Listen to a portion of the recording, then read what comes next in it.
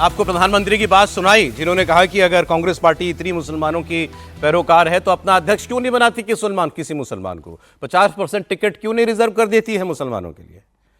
और 13 में जो कानून बनाया था वो संविधान के ऊपर बना दिया था, संविधान उस कानून के नीचे था। तो वहां तब बाबा साहब की आत्मा की चिंता क्यों नहीं हुई थी। फिर हमने बंगाल की बात की। बंगाल में आज भी वो लोग जिन्होंने इस दंगे को भड़काने में अपना योगदान दिया, सरकार में बैठे लोग, वो आज भी वही भाषा बोल रहे हैं। अपनी सरकार की आलोचना तो खैर क्या करेंगे, लेकिन ये भी नहीं मान रहे कि वहां कुछ हुआ है।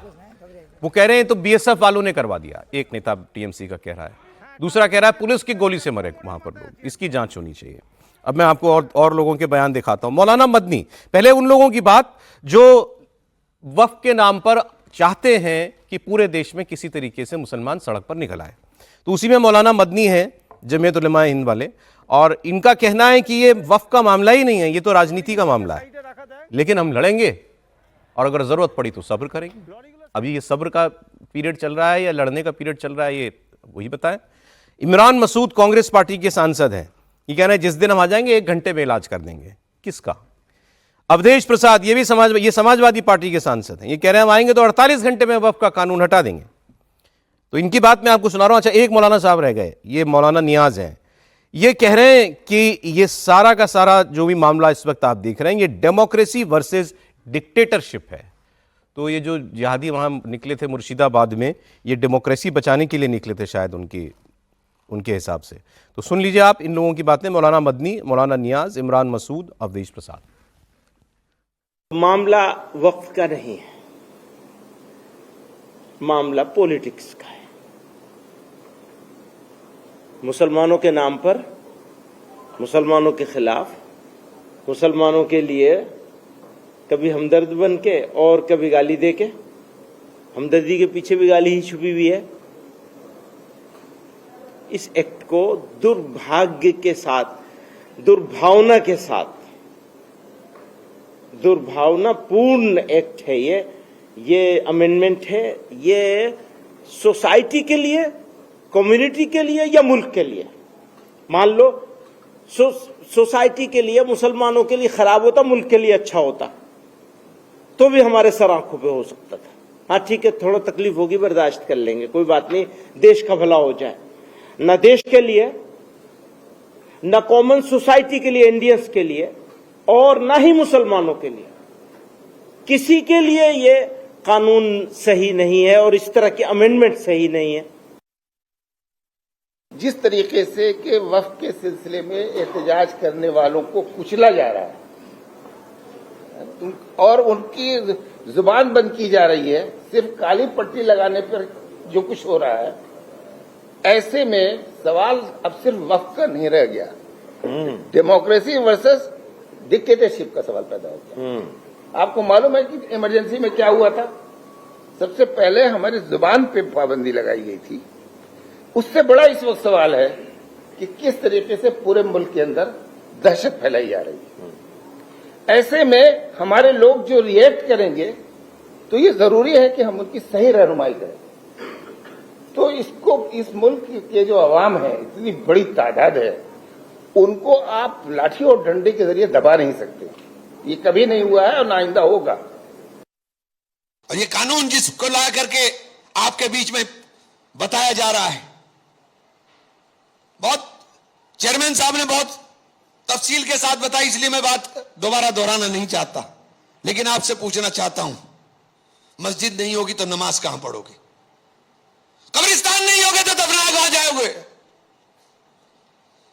ईदगाह की तो बात ही छोड़ दीजिए, दुआ करिए कि हम लोग आ जाएं। समंदर में तूफान बहुत है, और जब तूफान हो तो तूफान का सामना बड़ा जहाज करता है, कश्तियां नहीं कर पाती। सरकार आएगी तो 48 घंटे के अंदर वक्फ विधेयक जो संविधान के प्रावधानों के विपरीत है, नुकसानदेह है, इस देश के मुस्लिम संप्रदाय के लिए खतरनाक है, उस खतरनाक प्रावधानों को 48 घंटे के अंदर हटाया जाएगा। अब ये जो बयान में जाए इस पर बात कर लें। एक साहब कह रहे थे ये तो डेमोक्रेसी वर्सेस डिक्टेटरशिप है, मतलब मोदी डिक्टेटर है और ये लोग डेमोक्रेसी चला रहे हैं। तो डिक्टेटरशिप में ही होता होगा कि आप 1 करोड़ लोगों के सुझाव माने, आप 6 महीना जेपीसी को दे दें, आप 2 दिन 18-14 घंटे की बहस कराएं, ये सब डिक्टेटरशिप में होता होगा और फिर आप किसी कानून को पास करें। नहीं तो फिर डिक्टेटरशिप में आकर के कोई आदमी दिखा दे कि ये होती है, बताओ ये चाहिए कि ऊपर आने वाला चाहिए था। और ये दूसरे वाले जो कह रहे हैं, ये इमरान मसूद जो कह रहे हैं कि कब्रिस्तान छिन जाएगी तो नमाज कहाँ पढ़ोगे, मर जाओगे तो दफनाए कहाँ जाओगे जब कब्रिस्तान ही नहीं होगा। तो कौन से हिंदुस्तान के जो भी हिंदुस्तान के कानून में जो डेफिनेशन दी गई हो किसी समाज के अंदर दुर्भावना फैलाने की, उकसाने की, 2 समुदायों के बीच में सौहार्द खत्म करने की, बहुत सारी धाराएं होती है हमारे यहाँ, ये एक में भी क्वालिफाई नहीं होती है। जो इमरान मसूद बोल रहे हैं, किसी को कह रहे हो तू मर जाएगा तो कहां दफनाया जाएगा, सरकार तेरा कब्रिस्तान ले रही है, तो क्या ये उसको भड़काने की श्रेणी में नहीं आता? क्यों नहीं हो सकता इन पर मुकदमा? फिर आप कहोगे कि ये डिक्टेटरशिप है, तो उनकी तरफ से कोई जो भी आके बताना चाहता है तो बता दे कि उनका कहने का क्या मतलब था। किसी मुसलमान को ये कह रहा है कि तेरे दफन करने के लिए जमीन भी नहीं बचेगी हिंदुस्तान में, तो वो क्या करेगा? तुम उससे क्या चाहते हो, क्या एक्सपेक्ट करते हो? सड़क पे ही निकलेगा ना, पत्थर ही उठाएगा। इतना ही वो अपने मुंह से नहीं बोल रहे हैं। यूं सर, अब बात डेमोक्रेसी वर्सेस डिक्टेटरशिप की है। देखिए, अगर इमरान मसूद ये नहीं बोलेंगे, मदनी साहब अगर ये नहीं बोलेंगे, और अभी तो आप समाजवादी पार्टी के फैजाबाद के सांसद का दिखा रहे थे कि वो भी बहुत दुख व्यक्त कर रहे थे। मुझे लग रहा था जिस तरीके से आगजनी हुई तो वो धाड़े मार के रोएंगे, जैसे जब रेप केस हुआ था तो किस तरीके से वो रोए थे पत्रकार वार्ता में, उनको इतना दुख हुआ था। तो मुझे लगा आज भी वो रो के दुख प्रदर्शित करेंगे। मुर्शिदाबाद में जिस तरीके से 2 हिंदू जो मूर्ति बनाने वालों को जो मार दिया गया तो उस पर भी वो अपना दुख प्रदर्शित करेंगे। देखिए, इस समय मुसलमानों में एक स्पर्धा चल रही कि कौन हुसैन सोहरावर्दी बनेगा। जो बंगाल के मुख्यमंत्री रहे हुसैन सोहरावर्दी, जब उन्होंने एक्शन डे डिक्लेयर किया था, उनके नेतृत्व में हिंदुओं को जो काटा गया था, तो ममता बनर्जी अब बेसिकली हुसैन सोहरावर्दी की भूमिका निभाने चाह रही है। उन्होंने डायरेक्ट एक्शन डे बोला था, ममता बनर्जी इनडायरेक्ट अपने कैडर को मैसेज दे रही है कि भाई अब चुनाव नजदीक है, आप अपनी अपनी तैयारी शुरू कर दो आज से, जिसे जब वोटिंग हो तो एक तरफा वोट मुझे मुसलमानों को मिले, न कांग्रेस रहे न लेफ्ट बचे। तो मुझे लग रहा है कि आज जिस स्टेज पर ये लोग लगे, और मुझे लग रहा है बार बार आप कह रहे हो कि संविधान के खिलाफ बना हुआ है, तानाशाही से पास हुआ बिल है, और बिल में मुसलमानों के खिलाफ है कि आपकी कब्रिस्तान नहीं रहेगा तो आप कहाँ पे दफनाओगे, आपकी ईदगाह नहीं रहेगी, आपके दरगाह नहीं रहेंगी, आपकी मस्जिदें छीन ली जाएंगी, आप कहाँ जाकर नमाज अदा करोगे। तो इन लोगों को वो बिल लेकर आना चाहिए। बिल के अंदर वो बताना चाहिए कि इस बिल में ऐसा कौन सा प्रस्ताव पास हो गया है, बिल में ऐसा क्या परिवर्तन हुआ है कि आपकी जो मस्जिद जहाँ नमाज अदा करने जाते हो वह अब आप नमाज अदा नहीं करोगे। क्या एक भी जगह इस तरह का जिक्र हुआ है? तो मुझे लगता है कि जो बार बार जब मुसलमानों को भड़काने का काम विपक्ष खास तौर से कर रहा है, मुस्लिम नेता कर रहे हैं, अब गरीब मुसलमानों के समझने का समय है कि वो कब तक इनके हथियार बनेंगे।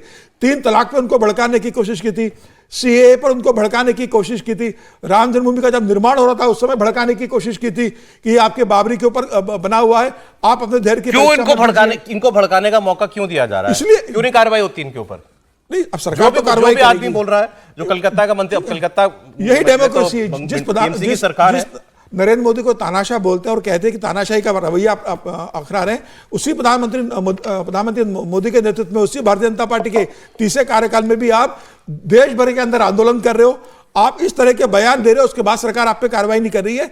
आपके फ्रीडम ऑफ स्पीच का सरकार इतना सम्मान करते जा रही है और आप लक्ष्मण रेखा लांग रहे हो। अगर आज सरकार कार्रवाई कहेंगे तो आप कहेंगे हमें बोलने की आजादी नहीं है, हमारी जबान बंद कर दी जा रही है। लेकिन आपको ये बोलने की आजादी है कि आप देश के अंदर एक तनाव का माहौल बना रहे हो, आप दंगा उत्पन्न करने की कोशिश कर रहे हो, आप एक समुदाय से कह रहे हो कि आज सड़कों पर निकलिए, हिंदुओं को मारिए। और मुर्शिदाबाद में जिस तरीके से मारा गया है, और अबू ताहिर खान जो मुर्शिदाबाद के सांसद है वो तो कह रहे हैं ना कि अभी तो शुरुआत हुई है, अभी तो मुसलमान जागा है, अभी उसको होश में आने में समय लगेगा। ये तो मुर्शिदाबाद का अगर सांसद ये कहता है, ममता बनर्जी अगर उनको सपोर्ट कर रही है, तो मुझे लग रहा है कि आने वाले दिनों में बंगाल की स्थिति और बुरी होगी। लेकिन पूरा हिंदुस्तान ये देख रहा है, पूरे बंगाल के हिंदू ये देख रहे हैं कि ममता बनर्जी किस तरीके से तुष्टिकरण की राजनीति करने वाली है। ममता बनर्जी को आने वाला चुनाव बहुत भारी पड़ने वाला है। Sir, freedom of speech is not absolute, ये तो तय हमारे यहाँ प्रिंसिपल है ना, तो वो कैसे तय होता है कि जैसे उन्होंने कहा कि लक्ष्मण रेखा रांगी गई है? अब नहीं, बिल्कुल सही है। फ्रीडम ऑफ स्पीच जो है एब्सोल्यूट नहीं होती, उसकी भी एक सीमा होती है, संविधान दायरा होता है। और लेकिन ये फिर ये सब पर लागू होना चाहिए, बिल्कुल होना चाहिए, ये सिलेक्टिव नहीं होना चाहिए। फिर कोई कथावाचक कह दे कि मैं एक ऐसा गांव बनाएंगे जहां सिर्फ हिंदुओं का प्रवेश होगा, तो उस पर भी लागू होना चाहिए। तो मुसलमानों को क्या कह रहा है वो? सिर्फ हिंदू, गैर हिंदू आ ही नहीं सकता वहां उसमें। तो अगर आप गैर हिंदू, कह रहा है मुसलमानों को मारेंगे। नहीं तो इन्होंने कहा मारेंगे हिंदुओं को। इमरान मसूद ने यही तो कहा कि हम कानून में 1 घंटे में बदल देंगे, यही तो कहा ना। मैं कह रहा हूँ इमरान मसूद पर भी कार्रवाई हो, ऐसे तत्वों में भी कार्रवाई हो। वो भी तो संविधान की विरोध की बात है ना। कोई गजवाए हिंद की अगर बात करता तो वो भी संविधान विरोधी है, कोई हिंदू राष्ट्र की बात करता वो भी संविधान विरोधी है। आज बाबा साहब अम्बेडकर की जयंती है, इसलिए ये बात बहुत जरूरी है। बाबा साहब ने कहा था कि हमें ना हिंदू राष्ट्र चाहिए ना मुस्लिम राष्ट्र चाहिए, हमको प्रबुद्ध और समर्थ भारत चाहिए, हमको शिक्षित भारत चाहिए, संगठित भारत चाहिए। तो बात फिर ये इमरान मसूद भी उतने बड़े जिम्मेदार हैं इस तरह के, या जो भी इस तरह के भाषण दे रहा। देखिए, कानून संसद से पारित होता है, उसको चुनौती देना सुप्रीम कोर्ट में या उसका विरोध प्रदर्शन करना शांतिपूर्ण तरीके से, कोई उसमें वो नहीं है। मंडल आयोग का कानून पास हुआ था, कितना विरोध हुआ था, पूरे सड़कों पर याद करिए। बच्चे तक, मतलब इतना भड़काया गया था, बच्चे तक जलने लगे थे। वो भी संसद ने पारित किया था कानून। बाद में सुप्रीम कोर्ट में गया, फिर सुप्रीम कोर्ट ने उसको इंडोर्स किया और लागू हुआ। तो ये हिंसा कतई जायज नहीं है, चाहे मुर्शिदाबाद में हो, चाहे कहीं भी हो, चाहे कोई भी करे। लेकिन कानून का विरोध अगर शांतिपूर्ण तरीके से कर रहे हैं आप, सुप्रीम कोर्ट का इंतजार करिए। वो लोकतंत्र में है अधिकार आपको। और डिक्टेटरशिप कहना गलत है, क्योंकि जो भी सरकार होती है बहुमत की सरकार होती है और बहुमत से ही कानून पास होता है संसद में। जिसका बहुमत है वो सरकार अपना कानून पारित आज तो स्थिति है, उसको आप तानाशाही नहीं कह सकते। ये बीजेपी के विरोधी मोदी को तानाशाह कह रहे हैं, डिक्टेटर कह रहे हैं। बहुत सारे लोग हैं ऐसे जिनको लगता है कि मोदी जी डिक्टेटर बन क्यों नहीं जाते। दिखा देना चाहिए एक बार डिक्टेटर क्या होता है। नहीं, मोदी जी क्यों डिक्टेटर? आज बहुत सारे उनके समर्थक कह रहे हैं, समर्थक यू आर टू डेमोक्रेटिक। नहीं, समर्थक गलत कह रहे हैं। मोदी जी क्यों डिक्टेटर बनेंगे? इंदिरा गांधी बनी थी एक बार डिक्टेटर, देख लिया उन्होंने। होते तो 3 तलाक, मोदी जी जब उनके पास जनता का समर्थन है, बहुमत है, उनके पास सरकार में बहुमत है, तो डिक्टेटर बनने क्या जरूरत है? क्यों बनेंगे डिक्टेटर? नहीं, देखिए, पहली बात तो ये कि लोकतंत्र में कोई भी तानाशाह बनने की सोचे, ये ठीक नहीं है। और डिक्टेटरशिप से तो कुछ हासिल नहीं होता है, शॉर्ट टर्म के लिए कुछ हासिल हो सकता है। नरेंद्र मोदी बहुत लॉन्ग टर्म के लिए आए हैं। तो जो लोग ये डिक्टेटर खोज रहे हैं, उन्हें अभी अगले 30 साल और डिक्टेटर खोजना है। मतलब कम से कम इतना तो मुझे दिख रहा है कि उन्हें और 30 साल अभी डिक्टेटर खोजना है, वो नरेंद्र मोदी हो या भारतीय जनता पार्टी का कोई और व्यक्ति हो। क्योंकि जो कर्म ये कर रहे हैं, और मैं बहुत विनम्रतापूर्वक असहमति जताना चाहता हूँ, धीरेन्द्र कृष्ण शास्त्री कह रहे हैं हम हिंदू ग्राम बनाएंगे, उससे इमरान मसूद के इस बयान की तुलना नहीं की जा सकती सर। मुसलमानों के गांव हैं, लोगों के गांव हैं, किसी की इच्छा है बना रहा है वो। अगर कोई गलत काम कर रहा हो तो उस पर रोकना चाहिए। ये भड़का रहे हैं, अगर किसी समय में कोई गलत काम करेगा तो उसके उस बयान पर उस पर भी कहना चाहिए। लेकिन इन दोनों की तुलना करना ठीक नहीं, क्योंकि ऐसे होता क्या है फिर जो विषय होता है उससे उलट चला जाता है मामला। इमरान मसूद क्या कह रहे हैं? कह रहे हैं भैया कब्रिस्तान होगा नहीं, दफनाए कहां जाओगे? क्या सचमुच कोई क्लॉज, कोई सब क्लॉज, कोई टर्म कंडीशन, कोई उसमें ऐसा है जो ये कहता है? नहीं कहता है। क्या सरकार ये जमीनें ले रही है? नहीं है ऐसा। तो फिर ये झूठ क्यों बोल रहे हैं? तो दरअसल ये तो झूठ बोल रहे हैं, ये भड़काऊ बयान क्यों नहीं होता? नहीं होना चाहिए, लेकिन मुश्किल क्या है ना कि राजनेताओं के भड़काऊ बयान पर कहां कार्रवाई करें, कहां न करें, ये इतनी बारीक लाइन है। और डेमोक्रेसी में कई बार इसी तरह से चीजें चलती हैं। वो काम कर गया तो कहते हैं ठीक है भाई, इससे थोड़ा सा बेहतर हो गया, कुछ समय जेल हो जाएगी, क्या कर लेंगे। और मुझे तो याद है, और लोगों का छोड़ दीजिए, यही इमरान मसूद की बात करते हैं, बोटी ये जेल वेल गए थे, फिर आ गए, फिर देखिए माननीय सांसद हैं, अब तो माननीय ही कहना पड़ेगा। वो वरुण गांधी का बयान आपको याद होगा, वो हाथ काट दूंगा, तब वो यूपी के मुख्यमंत्री बनना चाहते थे, तब भाजपा के लोग उनके पीछे खड़े हुआ करते थे, वो एक समय था। तो ऐसे कई अलग अलग अवसर आते हैं, लेकिन आज की तारीख में ये मुसलमानों को भड़काया जा रहा है, उनसे झूठ बोला जा रहा है। और जो भी मदनी साहब कह रहे थे, कहे चलो मुसलमान के पक्ष में ना हो, समाज के पक्ष में ना हो, मुल्क के तो हित में हो। अच्छा भैया, तो क्या ये जमीन जो है वो पाकिस्तान को देने जा रहे हैं? अरे भाई, मुल्क के ही हित में है। अगर आपका एकदम एक्सट्रीम मान ले कि सब सरकार ले रही, तब तो ये देश का ही हुआ ना, तब क्यों परेशान हो भाई? तो ये कुल मिलाकर झूठ अफवाह फैला रहे हैं, और निश्चित तौर पर कार्रवाई होनी चाहिए। दुर्भाग्य से हमारे पॉलिटिकल सिस्टम में इतने लूप होल्स हैं कि वो हो नहीं पाते। तब लगता है कि कहीं ऐसा तो नहीं कि ओवर डेमोक्रेसी के शिकार हो गए हैं, जिसकी वजह से जनता कहती है कि थोड़ा डिक्टेटर बन क्यों नहीं जाते। बंगाल में भीड़ जो है घुस करके लोगों की हत्या कर रही है, और यहाँ कहा जा रहा है दिल्ली में कि एहतजाज करने वालों को कुचला जा रहा है। देखिए, एक तो ये कहना कि नरेंद्र मोदी तानाशाह है और ये बिल तानाशाही से पास हो गया है, इसका तो कोई मायने नहीं। मतलब इस पर बहस करना भी बेकार की बात है, क्योंकि जो बिल संसद से पास, और मैं कह रहा हूँ कि मोदी सरकार में भी सबसे ज़्यादा बहस के बाद ये बिल पास हुआ है, वक्फ बिल। लंबा समय लगाकर जेपीसी के पास जाकर राज्यसभा लोकसभा दोनों जगह उस पर अच्छी बहस हो- डिबेट के बाद। अच्छी डिबेट के बाद बहुत दिनों बाद एक इसलिए मैं अच्छी कह रहा हूँ कि डिबेट सरकार के 10 साल में मेरे ख्याल से इतनी बड़ी बहस किसी बिल को लेकर नहीं दोनों हुई सदनों होगी। में हुई, अच्छी डिबेट। दोनों सदनों में हुई, तो उस पर कोई, और उससे पहले भी उस पर बहुत सारी एक्सरसाइज हो गई। सवाल जो आप करें ना वो महत्वपूर्ण है कि क्यों जो साहब हैं हमारे एमपी साहब, उनके खिलाफ क्यों नहीं कार्रवाई? तो इमरान मसूद साहब, सब लोग जानते ही हैं उनको, तो उनके खिलाफ कार्रवाई नहीं होती। ये एक मूल प्रश्न है कि कब हम इसको छोड़ देते हैं कि भाई करना चाहिए कि नहीं करना चाहिए, क्या हो रहा है। जैसे विनोद जी ने बात की हिंदू गांव की, उस पर भी चर्चा होनी चाहिए कि क्या हो रहा है क्या नहीं हो रहा। लेकिन इस पर यदि कार्रवाई नहीं होती है तो वो धीरे धीरे बढ़ता जाता है। अब हो सकता है कई बार इसका दूसरा मतलब भी समझिए कि आप इसको रिवर्स पोलराइजेशन के लिए तो इस्तेमाल नहीं कर रहे, इतने भले मत समझिए सभी लोगों को। माहौल हमारे लिए बना रहा है। हाँ, कि ये माहौल हमारे लिए तो बना रहा है। जितना वो गुस्सा करेगा, जितना वो बोलेंगे, उतना और दूसरी तरफ भी लोग होंगे। ऐसा क्यों नहीं हो रहा? जैसे फिर वहीं पर आ गए जिस पर हमने चर्चा नहीं की, मुर्शिदाबाद के पलायन पर चर्चा होनी चाहिए कि क्या हो रहा है, क्या सरकार कर रही है, क्या नहीं कर रही है। बीएसएफ को लेकर वो सिद्दुकुल्ला साहब जो भी चौधरी साहब थे वो जो बोल रहे हैं वो भी बात है। मदनी साहब की तो अभी CWC चल रही है, अभी उनका फैसला हुआ नहीं। आज बड़ी बैठक उनकी हो रही है, देश भर से उनके वर्किंग कमेटी के लोग आए हुए हैं, वो फैसला करेंगे कि वक्फ बिल पर क्या फैसला होना है, उस पर चर्चा हो। लेकिन कई बार होता है कि क्योंकि आप यहाँ पर इमरान मसूद पर चर्चा करेंगे और उनको कहेंगे कि भाई इनके खिलाफ कार्रवाई नहीं हो रही, तो वहां पर भी आगरा भी ध्यान रखिए।